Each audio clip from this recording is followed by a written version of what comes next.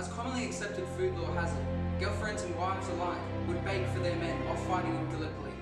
Golden syrup was used as a binding agent, not only just as a supplement for eggs.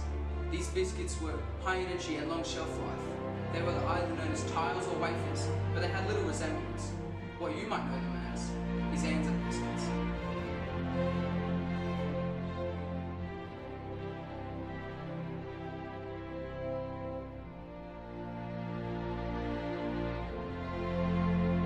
However, there is little evidence that these biscuits actually made it to Turkey. Instead, the troops were given much plainer, standard-issue bread supplements, made of just sugar, flour, milk powder, salt and water. So the origins of this beloved treat are still anyone's guess, with the most likely explanation being that they were part of a marketing effort to sell more biscuits during World War I, sometimes referred to as the Red Cross biscuit. It was not until the 1920s that the famous oat bickies donned the name Anzac Biscuits. Notwithstanding, these biscuits are an Australian icon, and anyone can agree that possibly the most tantalising smell in the world is Anzac Biscuits still warm from the oven.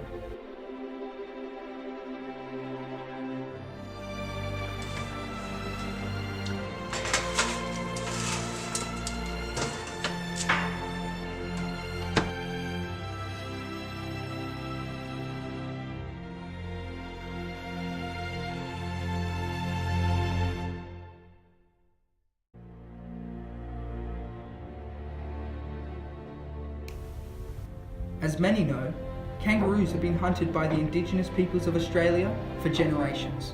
However, kangaroo meat was not made legal for human consumption until 1993, 1980 in South Australia. Upon being made commercially available, it was discovered that the meat was not only a great source of protein, but low in fat, with an estimation of only 2%. It is also packed full of iron, rich in CLA, conjugated linoleic acid, and offers a menagerie of health benefits, reducing one's chances of obesity and diabetes. Today, however, most Australians aren't eating the country's national fauna, and Skippy has a lot to do with it. The Australian television program from the 1960s made many feel that roos were just too darn cute, that eating a kangaroo was like eating beloved Disney character Bambi.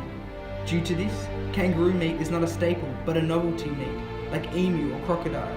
In an attempt to combat this, the kangaroo industry of Australia called for a specific culinary name for kangaroo meat, like how a pig's meat is called pork and not pig meat. There were a grand total of over 2,700 possible names. Kuja, Ruvenade and Jump Meat were all on the table, but the final choice was Australis.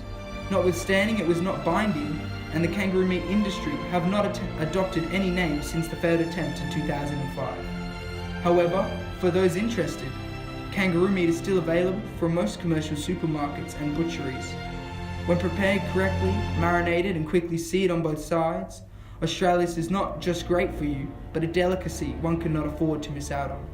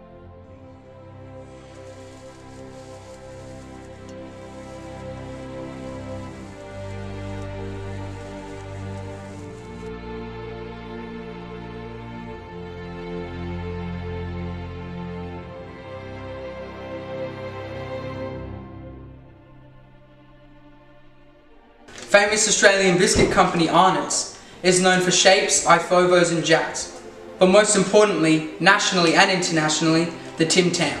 Today we're going to be making chocolate brownies with Tim Tam and incorporating them into the Lamington recipe. Today we're going to be using double coat Tim Tams. Tim Tam Brownie Lamingtons, a contemporary take on two Australian favourites, the Lamington and the Tim Tam. While known for their chocolate decadence, What many don't know is their origins are unimaginable Australian culinary tales.